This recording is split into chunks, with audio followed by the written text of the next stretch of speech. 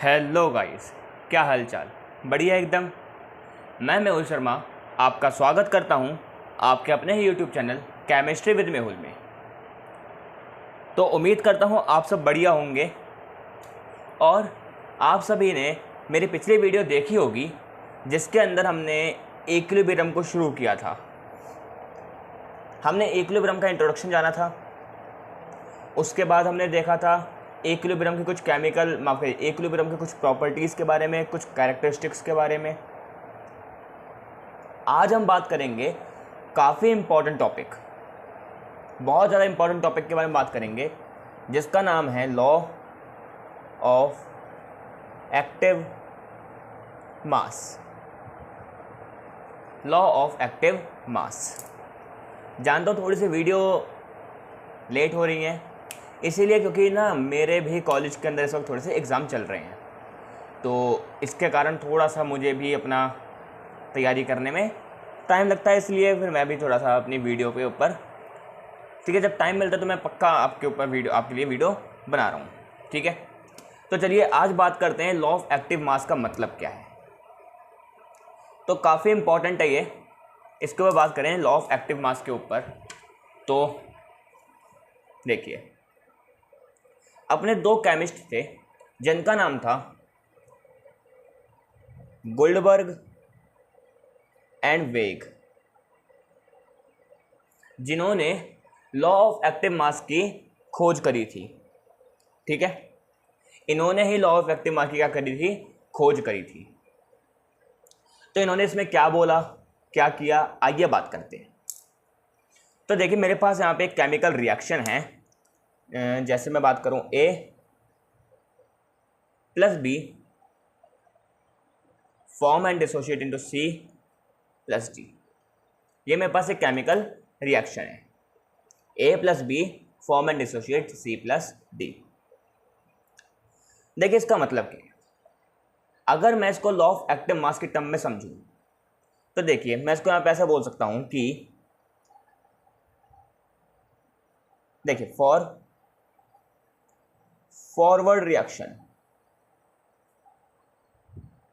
मैं बात करूं फॉरवर्ड रिएक्शन के लिए, ठीक है।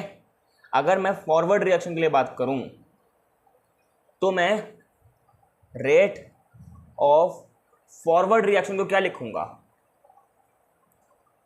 ब्रैकेट में A ब्रैकेट में B।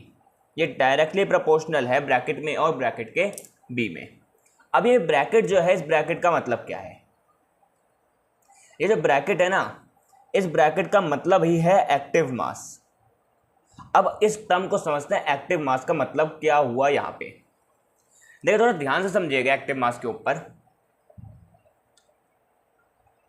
देखिए सुनिए, मेरे पास एक रिएक्शन है, जैसे ही मैं बात करूं N2 plus 3H2 gives 2NH3। ये एक रिएक्शन है मेरे पास। अब इस रिएक्शन के अंदर क्या हो रहा है, जो N2 है वो कंटिन्यूअसली अमोनिया में टूट रहा है। माफ करिए, जो N2 और H2 है वो कंटिन्यूअसली अमोनिया में जा रहे हैं, अमोनिया बन रहे हैं। और जो NH3 है वो कंटिन्यूअसली हाइड्रोजन और नाइट्रोजन में टूट रहा है। यही हो रहा है। अब इसके अंदर क्या है, इसके अंदर जो आपकी रिएक्शन है वो कंटिन्यूअसली मूविंग है, यानी कि जो नाइट्रोजन है इसका मास कंटिन्यूअस है, हाइड्रोजन इसका मास कंटिन्यूअस है, अमोनिया है इसका मास कंटिन्यूअस है। मतलब किसी का मास खत्म नहीं हुआ है अभी तक, है ना। हम ये नहीं बोल रहे हैं कि पूरा नाइट्रोजन और पूरा हाइड्रोजन मिलकर के अमोनिया बना दिया और नाइट्रोजन और हाइड्रोजन खत्म हो गए, ऐसा नहीं है। कंटिन्यूअसली नाइट्रोजन और हाइड्रोजन टूट रहे हैं और कंटिन्यूअसली नाइट्रोजन और हाइड्रोजन बन रहे हैं। ऐसे ही कंटिन्यूअसली अमोनिया टूट रहा है और कंटिन्यूअसली अमोनिया बन रहा है। तो यानी कि रिएक्शन में कोई चीज़ खत्म नहीं हो रही है, और जब कोई चीज़ खत्म नहीं होती तब उसको बोलते हैं एक्टिव। तो यानी कि एक्टिव मास ऑफ A और एक्टिव मास ऑफ B इस फॉरवर्ड रिएक्शन के लिए, जो रिएक्शन आगे की मूव कर रही है वो हो गई फॉरवर्ड रिएक्शन। तो उसके लिए मैं क्या लिख सकता हूँ, एक्टिव मास ऑफ A और एक्टिव मास ऑफ B, ठीक है। अब देखिए यहाँ पे जो प्रोपोर्शनल का साइन है इसको हटाऊं मैं अगर, तो इज इक्वल्स टू आ जाएगा। और एक कांस्टेंट आएगा जिसको हम बोलते हैं के एफ। इसको क्या बोलते हैं हम? के एफ। के F active mass of A और एक्टिव मास ऑफ बी। अब एक के एफ का मतलब क्या है? इस के एफ का मतलब होता है forward reaction constant. Forward reaction constant. ठीक है, कोई दिक्कत? ओके जी। अब देखिए थोड़ा सा आगे बढ़ते हैं। मैं बात करूं बैकवर्ड रिएक्शन के लिए। फॉर बैकवर्ड रिएक्शन, देखिए बैकवर्ड रिएक्शन की बात करूं अगर मैं यहां पे, तो rate of backward reaction is directly proportional to, obvious सी बात है, सी प्लस डी के होगा, एक्टिव मास ऑफ सी और active mass of D. Proportional का यहां पे साइन हटाएंगे तो इज इक्वल्स टू आ जाएगा, कांस्टेंट आएगा के बी, एक्टिव मास ऑफ सी और एक्टिव मास ऑफ डी। इसको मैं पहली इक्वेशन मान लेता हूं, रेट ऑफ फॉरवर्ड वाली को पहली इक्वेशन मान लेता हूं, रेट ऑफ बैकवर्ड वाली को दूसरी इक्वेशन मान लेता हूं। अब देखिए आप इतने समझदार हो चुके होंगे, जब के एफ आपका फॉरवर्ड रिएक्शन का कांस्टेंट है तो के बी क्या होगा? बैकवर्ड रिएक्शन का कांस्टेंट। बैकवर्ड रिएक्शन कांस्टेंट, कोई दिक्कत? तो चलिए अब मैं क्या करूं, दूसरी इक्वेशन को पहली इक्वेशन से अगर डिवाइड कर दूं, यानी कि rate of backward upon rate of forward कर दूं अगर मैं, तो क्या होगा? बैकवर्ड रिएक्शन क्या है आपके पास? के बी, एक्टिव मास ऑफ सी और एक्टिव मास ऑफ डी। ये इसको ऐसे बोल सकते हैं हम, देखिए इसको मैं ऐसे लिख सकता हूं, नेक्स्ट पेज पे बात करें, इसको मैं ऐसे लिख सकता हूं, rate of backward upon rate of forward is equals to K B upon K F, K B upon K F is equals to active mass of C, active mass of D upon active mass of A, active mass of B. ये बोल सकता हूं, ठीक है। अच्छा ये देखिए जो के बी है और के एफ है ये दोनों एक कांस्टेंट हैं। के बी आपका बैकवर्ड रिएक्शन कांस्टेंट हो गया, के एफ आपका फॉरवर्ड रिएक्शन का कांस्टेंट हो गया, ये दोनों आपके कांस्टेंट हैं। तो इन दोनों को मिला करके एक नया कांस्टेंट बनता है जिसको हम बोलते हैं के ई। क्या बोलते हैं? के ई। और आज की कहानी इस के ई के ऊपर है। आज की जो कहानी है वो इस के ई के ऊपर है। के ई का मतलब क्या है? के ई का मतलब होता है इक्विलिब्रियम, इक्विलिब्रियम कांस्टेंट। के ई का मतलब क्या है? Equilibrium constant. तो यहां से फॉर्मूला क्या बन गया? K E is equals to active mass of C, active mass of D upon active mass of A और एक्टिव मास ऑफ बी। और ये काफी इंपॉर्टेंट फॉर्मूला है क्योंकि यहां से ही, इस के ई से ही हम आगे टर्म समझेंगे जिसको हम बोलते हैं के सी और के पी। बहुत इंपॉर्टेंट है के सी, के पी और के ई, ये तीनों के तीनों काफी ज्यादा इंपॉर्टेंट है। अब ये इक्विलिब्रियम कांस्टेंट है क्या? आइए बात करते हैं। देखिए समझिए बात। अब मान लो मैं एक रिएक्शन की बात करूं, 2A plus 3B form and dissociate 2D plus 3C। ये है, या चलिए 4C कर लेते हैं इसको, ठीक है। मेरे पास ये रिएक्शन है, ठीक। अब देखिए हमसे कह रहा है इस रिएक्शन के लिए के ई निकालिए, इस रिएक्शन के लिए क्या निकालिए? के ई निकालिए। तो देखिए के ई कैसे निकालेंगे, मैं बात करूं के ई की, ठीक है। तो चलिए पहले मैं बात करता हूं for forward reaction. Forward reaction की बात करें तो क्या होगा? Rate of forward reaction is directly proportional to active mass of A, active mass of B.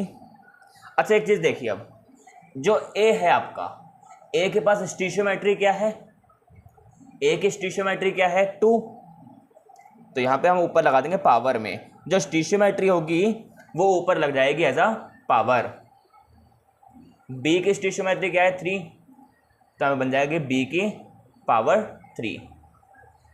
ठीक है, अब यहाँ से प्रोपोर्शनल का साइन हटाएंगे, कांस्टेंट आ जाएगा, rate of forward reaction is equal to constant हो गया K F, active mass of A का square, active mass of B का क्यूब। कोई दिक्कत? इसको मान लिया हमने पहली इक्वेशन।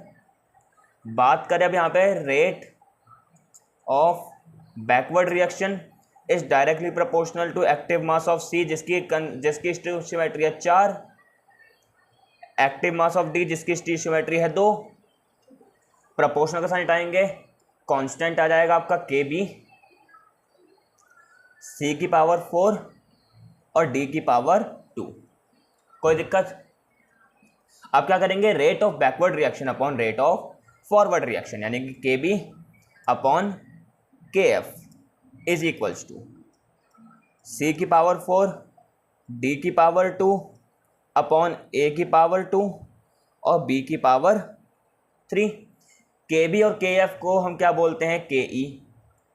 तो के ई क्या आ जाएगा आपके पास, सी की पावर 4, डी की पावर 2 अपॉन ए की पावर 2 और बी की पावर 3।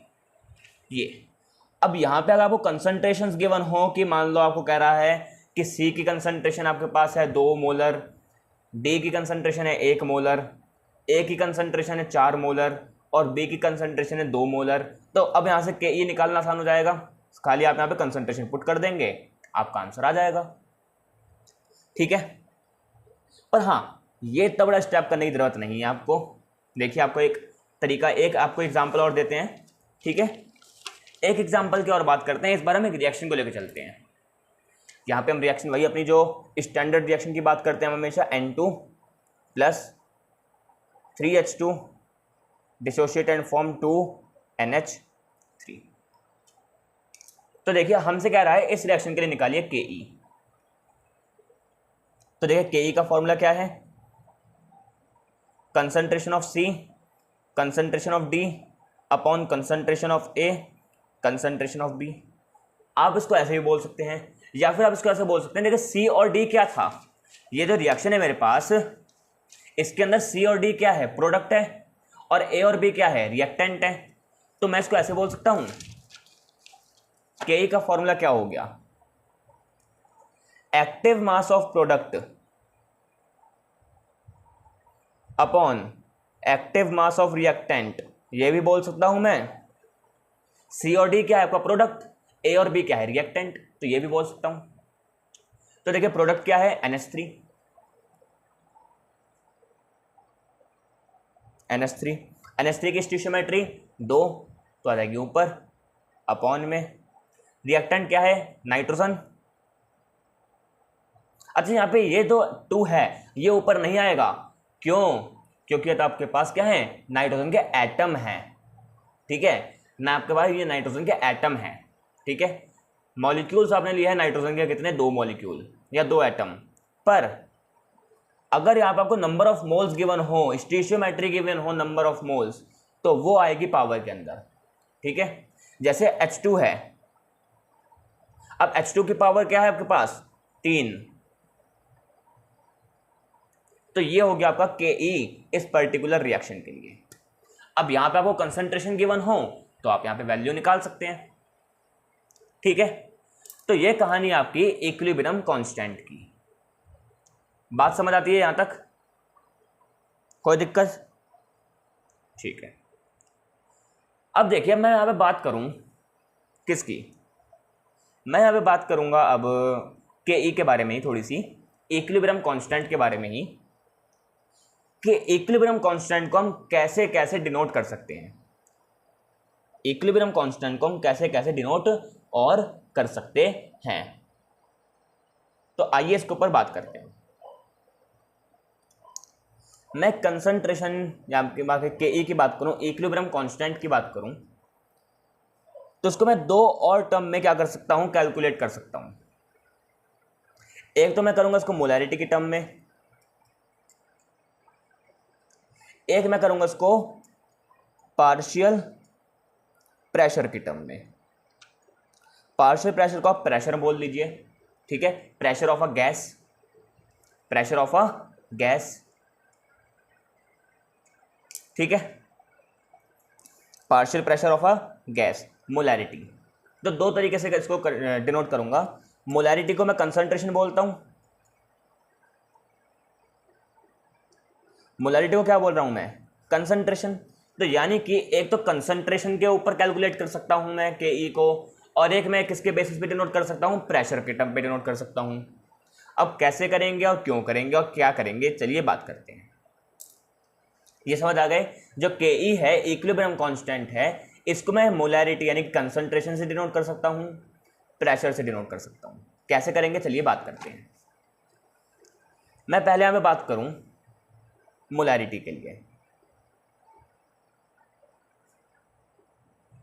ठीक है, मोलैरिटी की बात करते हैं।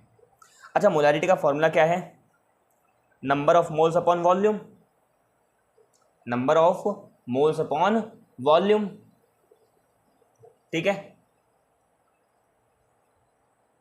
ये जो आपका नंबर ऑफ मोल्स है और वॉल्यूम है, इसको मैं सी बोलता हूं।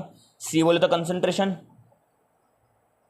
सी बोले तो कंसंट्रेशन, सी फॉर कैट नहीं, ठीक है, सी फॉर कंसंट्रेशन। चलिए,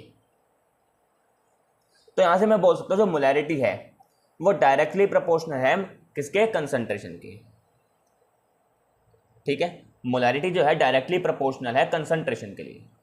तो यहां पे मैं बात करूं जो के ई है फॉर, के ई फॉर मोलैरिटी, अगर मैं मोलैरिटी के लिए के ई की बात करूं तो वो निकल के आता है के सी। क्या निकल के आता है, के सी। के सी का मतलब कुछ नहीं, सीधी बात है, equilibrium constant for concentration. Concentration के टर्म में जो इक्विलिब्रियम कांस्टेंट है उसको बोलते हैं के सी। यानी कि के सी कुछ और नहीं है, अपग्रेडेड वर्जन है किसका, के ई का। के सी कुछ और नहीं है, के ई ही है, बस in the term of molarity. अगर मैं के ई को मोलैरिटी की टर्म में बात करूं या कंसंट्रेशन की टर्म में बात करूं तो उसको बोलते हैं के सी। फॉर्मूला भी सेम रहेगा, K C is equals to active mass of product upon active mass of reactant. अच्छा, अब मैं यहाँ पे कंसंट्रेशन की बात कर रहा हूं तो इस एक्टिव मास को मैं बोल सकता हूं कंसंट्रेशन ऑफ प्रोडक्ट और कंसंट्रेशन ऑफ रिएक्टेंट, ठीक है, कोई दिक्कत। चलिए, तो केसी की बात हमने करी। एक आता है आपके पास प्रेशर के टर्म पे, प्रेशर के टर्म पे बात करें तो यहां पे मैं बात करें using ideal gas equation. Ideal gas equation की बात करूं तो वो क्या है, PV is equals to N R T, PV is equals to N R T, जहां पे P क्या है प्रेशर, V क्या है वॉल्यूम, N है नंबर ऑफ मोल्स, R है गैस कांस्टेंट और T है आपका टेम्परेचर। और टेम्परेचर में यहां पे बात करेंगे 25 डिग्री सेल्सियस या फिर 298 केल्विन कांस्टेंट रहेगा, ठीक है। 99% तक यहाँ पे जो चांसेस है, जो 99% क्वेश्चन लेंगे वो इस टेम्परेचर के ऊपर लेंगे, ठीक है। तो यानी कि लगभग टेम्परेचर हमारा कांस्टेंट है, आर भी हमारा कांस्टेंट है, चेंज क्या होगा, नंबर ऑफ मोल्स और वॉल्यूम, ठीक है। तो ऐसे बात करें PV is equals to N R T. देखिए आर और टी तो आपको कांस्टेंट है, तो मैं इसको बोल सकता हूँ PV is equals to N, क्यों, यहाँ पे जो आर एंड टी है वो क्या है पहले से ही कांस्टेंट, तो वो इस इक्वेशन में कोई भी पार्टिसिपेट नहीं कर रहे हैं। अब देखिए यहाँ पे v किसमें मल्टीप्लाई में, इधर इक्वल्स टू के इधर जाएगा तो हो जाएगा डिवाइड में, तो n अपॉन वी हो गया। n अपॉन वी को हम क्या बोल रहे हैं, मोलैरिटी यानी कि कंसंट्रेशन। तो partial pressure is directly proportional to concentration. तो यानी कि जो कंसंट्रेशन का फॉर्मूला था वही पार्शियल प्रेशर का फॉर्मूला होगा, जो कंसंट्रेशन था वही पार्शियल प्रेशर है, बस Kc की जगह क्या आ जाएगा, Kp। तो Ke जो है, Ke फॉर प्रेशर, प्रेशर के टर्म पे Ke को क्या बोलेंगे, Kp, क्या बोलेंगे, Kp। अब यहां पे Kp क्या चीज है ये बात करते हैं। Kp का मतलब क्या हो गया, Kp का मतलब हो गया आपका equilibrium constant for pressure of gas, equilibrium constant for pressure of gas. ठीक है, तो देखिए यहां पे Kp का फॉर्मूला भी क्या होगा, सेम, प्रोडक्ट अपॉन रिएक्टेंट। अच्छा, जैसे मैंने बात करी, इसको एक्टिव मास बोल रहे हैं, active mass of product, active mass of reactant. Concentration के टर्म पे इसको बोलते हैं concentration of product upon concentration of reactant. तो Kp के टर्म में क्या बोलेंगे, pressure of product upon pressure of constant, pressure of product upon pressure of reactant. ठीक है, तो आज हमने बात करी है Ke के बारे में। Ke को हम दो तरीके डिनोट करते हैं, Kc कंसंट्रेशन के टर्म पे, Kp प्रोडक्ट के टर्म पे, माफ करिए प्रेशर के टर्म पे। दोनों का फॉर्मूला सेम है, प्रोडक्ट अपॉन रिएक्टेंट। ठीक है, तो आज के लिए हम इतना रहने देते हैं। अगली वीडियो में हम देखेंगे, इनके ऊपर बहुत सारी चीज़ें जानने को मिलेंगी, हमें नई नई चीज़ें जानने को मिलेगी। हम देखेंगे relation between Kp and Kc, Kp और Kc के बारे में कुछ हम इंपॉर्टेंट चीज़ें जानेंगे, इंपॉर्टेंट चीज़ें जानेंगे। ठीक है, उसके बाद इसके हम कुछ क्वेश्चंस करेंगे। तो अगली वीडियो में बहुत कुछ कवर करना है, क्योंकि अगर आपको Kp और Kc समझ आ गया तो आपका जो लगभग आपका केमिकल इक्विलिब्रियम है वो आपको खत्म हो चुका है, और आपका आधा आयोनिक इक्विलिब्रियम खत्म हो चुका है। जी हाँ, अगर आपको Kp Kc समझ आ गया तो आपका पूरा केमिकल इक्विलिब्रियम खत्म हो जाएगा और आधा आयोनिक इक्विलिब्रियम खत्म हो जाएगा, क्योंकि चीज़ें लगभग सेम आने वाली हैं आयोनिक इक्विलिब्रियम के अंदर भी। ठीक है, बस कुछ चीज़ें चेंजेस हैं, जैसे सॉल्ट हाइड्रोलाइसिस है। ठीक है, वो आपको कुछ थोड़ा सा डिफरेंट चीज़ है। ठीक है, तो आपको वहाँ पे थोड़ी सी दिक्कत देखने को मिल सकती है बस। ठीक है, वरना आपका चैप्टर बड़ा इजी बनेगा। यहाँ पे कौन से टॉपिक से, ये जो आज हमने टॉपिक पढ़ा है लॉ ऑफ एक्टिव मास, असल में बहुत इंपॉर्टेंट टॉपिक है लॉ ऑफ एक्टिव मास। देखने को बड़ा इजी है, बहुत आसान है। हाँ, आसान तो है ये काफ़ी ज़्यादा, पर बहुत ज़्यादा इंपॉर्टेंट भी है। ठीक है, तो उम्मीद करता हूँ आपको आज की वीडियो समझ आई होगी। अगर आपको कोई भी डाउट है वीडियो के अंदर तो आप कमेंट बॉक्स में लिख दीजिएगा कि भैया मुझे ये डाउट है। ठीक है, तो आपको मैं अगली वीडियो में उसके ऊपर सॉल्यूशन पक्का दे दूंगा। ठीक है, तो उम्मीद करता हूँ आपको वीडियो अच्छी लगी होगी। मिलता हूँ आपको अगली वीडियो में नए टॉपिक के साथ। Kp और Kc के बारे में और नई चीज़ें जानेंगे, आपको अच्छी अच्छी बातें और बताएंगे। तो मिलता हूँ आपको अगली वीडियो में, तब तक के लिए गुड बाय।